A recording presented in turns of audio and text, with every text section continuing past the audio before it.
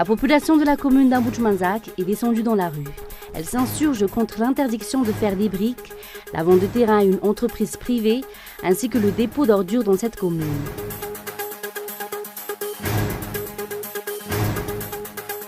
L'action sociale des Vévaves Malagas Miarmieng se poursuit. Ce jour, les parents d'élèves de la commune rurale de Mermandjous ont bénéficié de la vente de fournitures scolaires à bas prix de la part de cette association.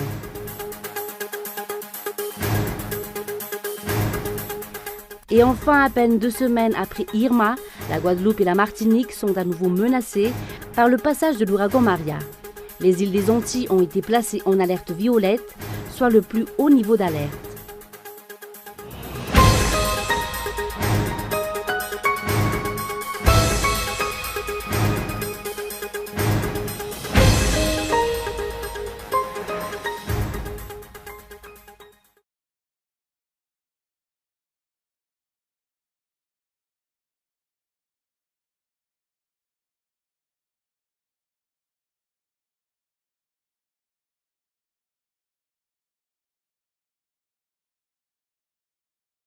Bonsoir à tous et bienvenue dans ce journal. À la une de l'actualité, la grève du personnel de l'ANRE ou Agence nationale de réalisation de l'e-gouvernance se poursuit mais semble s'adoucir. En effet, le personnel, lors des négociations, a consenti à rétablir la connexion en réponse à la volonté des responsables à régulariser une partie des salaires du personnel et de préparer la réunion du conseil d'administration dans les meilleurs délais. Mais il demande l'accélération du paiement effectif de la première partie et les restes des salaires, comme il a été convenu, étant donné qu'ils ont déployé beaucoup d'efforts pour résoudre le problème. Malgré les difficultés qu'ils ont vécues par le non-perception de presque 1 an de salaire, pourtant, le personnel a enduré durant ces 11 derniers mois son salaire, tout en continuant à exercer pleinement leurs tâches. Il est à noter que le réseau intranet de l'État a été réactivé le 15 septembre dernier. Pareil pour les sites web et la messagerie des ministères et des institutions étatiques qui se terminent par .gov.mg. Toujours dans l'actualité, la population de la commune d'Amboutch-Manzac est descendue dans la rue. Elle s'insurge contre l'interdiction de faire des briques, la vente de terrain à une entreprise privée, ainsi que le dépôt d'ordures dans cette commune. Elle a demandé des comptes au maire ce jour. Les détails dans ce reportage de Manoura Nefson.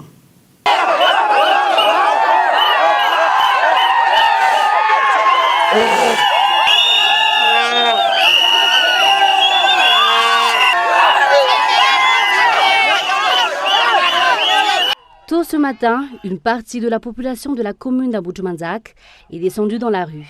Il s'agit des fabricants de briques qui s'insurgent contre l'interdiction de faire des briques, une décision prise par la commune.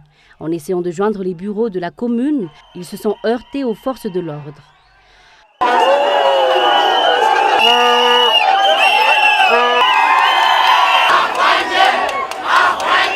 Une fois devant les bureaux de la commune, des échanges ont eu lieu entre le maire et le représentant de la population en colère.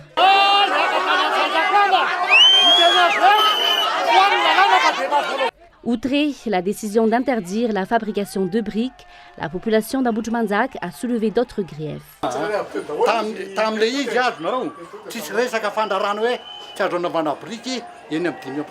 Si vous interdisez la fabrication 50 mètres de la rivière Icoupe, il ne reste plus rien.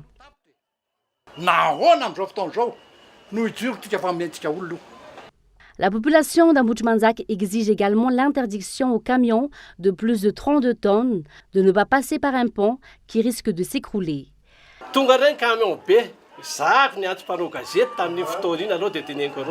Il est interdit aux camions de 10 tonnes de passer ce pont, mais pourquoi vous autorisez aux camions de plus de 32 tonnes d'y passer la nuit? Face à cette situation, le maire d'Amboutch-Manzac apporte sa version des faits.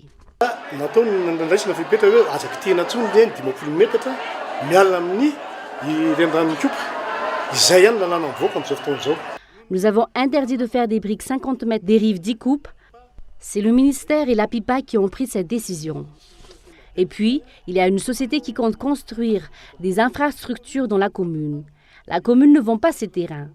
Il s'agit d'une transaction entre les services et domaines et la société, et non la commune et les Karanes.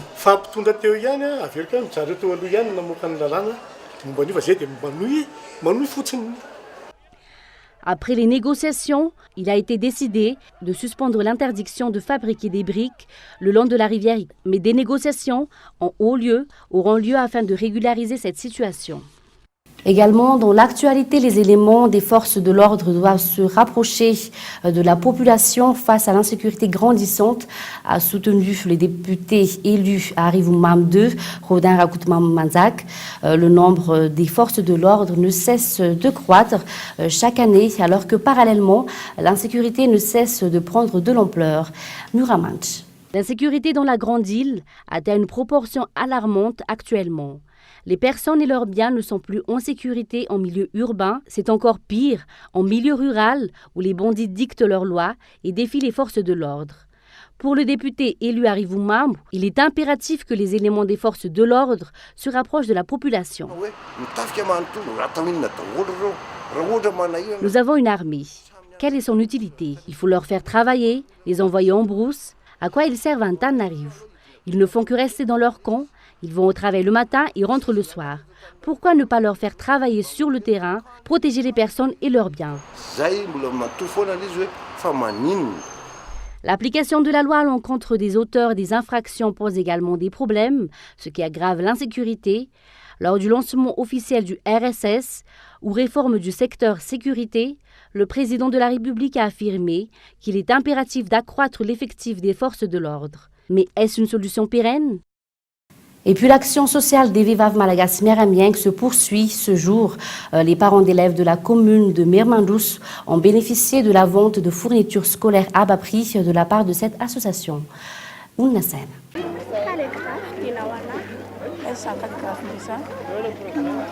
C'est la commune rurale de Mirmandous qui a bénéficié de l'action sociale de l'association Vivav Malagas Meramieng ce jour par la vente de fournitures scolaires à prix abordable, une action qui a pour but d'aider les parents d'élèves pendant la rentrée scolaire.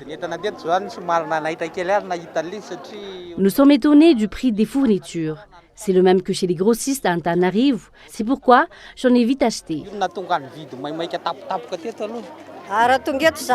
La rentrée scolaire sera allégée grâce à cette action. Ça aide les parents. C'est très abordable. J'ai été étonnée, j'ai acheté des stylos. Tous ont été satisfaits. Ces parents d'élèves demandent à ce que cette action soit réitérée. Nous vous remercions de cette vente de fournitures abordables. On demande à ce que ce genre d'action soit à l'avance, car les écoles privées rentrent tôt. J'ai demandé s'il y aura une autre vente la semaine prochaine pour qu'on puisse s'y préparer.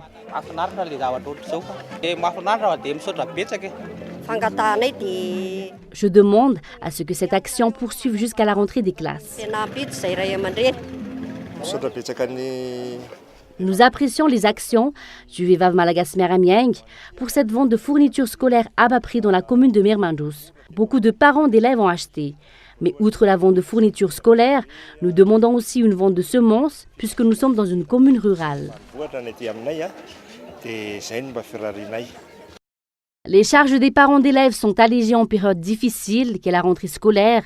Grâce à cette action du Vivav Malagas Meramieng, la prochaine vente aura lieu dans la commune rurale de Viliaz jeudi prochain et dans la commune d'Andouaran Fout vendredi et en Boutchoulmaïn samedi. Dans le reste de l'actualité, la séparation des sœurs siamoises au niveau du ventre a eu lieu mercredi dernier. C'est bien déroulé, a affirmé ce jour le ministre de la Santé, le professeur Andiamanarivoumam Lalatine.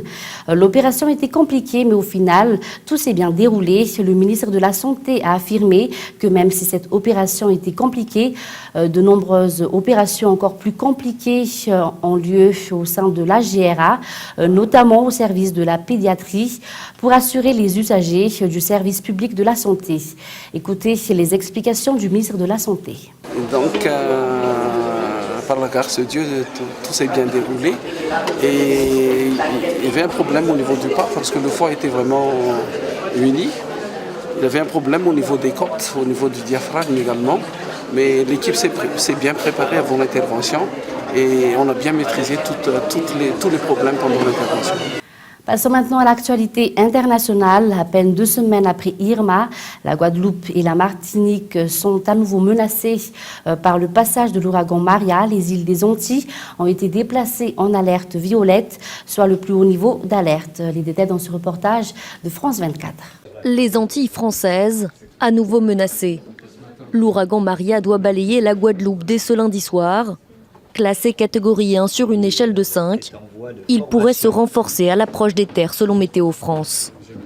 Nous allons connaître quelques difficultés avec des vents qu'on évaluait il y a encore quelques heures à 150 km/h. Aujourd'hui, on évalue à 200 km/h et surtout avec beaucoup d'eau, plus forte que lors du cyclone Irma. Maria devrait suivre une trajectoire similaire à celle d'Irma. L'ouragan se déplace à une vitesse actuelle d'environ 20 km/h en direction de l'ouest-nord-ouest. La Guadeloupe et la Dominique sont les plus exposées, ainsi que la Martinique qui pourrait elle aussi connaître des vents violents. Toutes sont placées en alerte rouge cyclonique par Météo France. Le passage de Maria intervient moins de 2 semaines après celui d'Irma, l'un des ouragans les plus puissants jamais enregistrés dans l'océan Atlantique, qui a fait en tout au moins 84 morts et des dégâts matériels considérables. Le gouvernement français a annoncé l'envoi de 110 militaires supplémentaires de la protection civile en Guadeloupe. Et puis enfin, violence contre les Rohingyas, les camps du Bangladesh dépassés par l'afflux de réfugiés. L'ONU évoque un nettoyage ethnique en cours. Les détails en images dans ce reportage de France 24. Heures de voyage éreintant, ces Rohingyas sont arrivés au Bangladesh. Mais leur calvaire est loin d'être terminé. Il faut désormais trouver une place dans ce camp déjà surpeuplé. Ici, à Cox's Bazar, des milliers de Rohingyas s'entassent dans ce campement insalubre et complètement inondé. La situation est critique. Les organisations humanitaires tirent la sonnette d'alarme. Je pense que toutes les organisations internationales doivent venir très rapidement pour sortir ces gens de cette situation qui les rend très vulnérables. Car à l'évidence, le facteur mauvais temps, combiné à celui de l'eau impure, du manque de nourriture, du manque d'abri, est en train de conduire à une catastrophe humanitaire, à moins que nous ne réagissions très vite. En attendant, les réfugiés Rohingyas s'organisent comme ils peuvent et tentent d'attraper au vol les vivres ou les vêtements distribués par des bénévoles. Face à cette crise, le gouvernement bangladais affirme qu'il est en train d'organiser la distribution de l'aide et que d'autres camps sont en cours d'ouverture. En 3 semaines, près de 410 000 Rohingyas ont fui les persécutions de l'armée birmane et des extrémistes bouddhistes. Le Bangladesh accueillait déjà 400 000 Rohingyas avant le début de cet exode massif. On termine avec un bref rappel des titres. La population de la commune d'Abuchmanzak est descendue dans la rue. Elle s'insurge contre l'interdiction de faire des briques, la vente de terrain à une entreprise privée ainsi que le dépôt d'ordures dans cette commune. Et puis l'action sociale des Vivav Malagas Miaramieng se poursuit. Ce jour, les parents d'élèves de la commune rurale de Mirmandous ont bénéficié de la vente de fournitures scolaires à bas prix de la part de cette association. Et puis enfin, à peine 2 semaines après Irma, la Guadeloupe et la Martinique sont à nouveau menacées par le passage de l'ouragan Maria. Les îles des Antilles ont été placées en alerte violette, soit le plus haut niveau d'alerte.